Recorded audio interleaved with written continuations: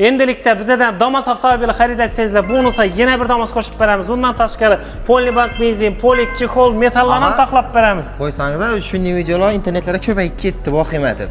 O'ylab ko'ring, bir Damas olsa, mashinadan keyin bonus degan narsa oddiy hol. Biz yana Xorazm avtosavdo salonimizda yil 12 oy bonus yetib beramiz.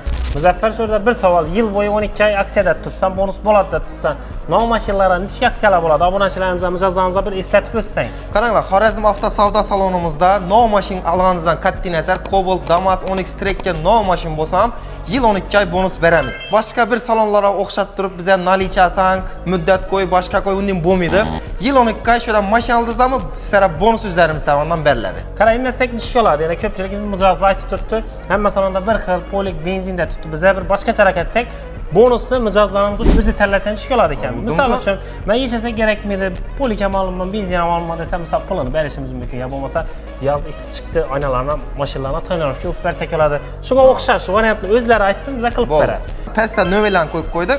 Bemalol telefon urib kelaverasizlar. Bizlarga obuna bo'lib qo'yishni unutmang.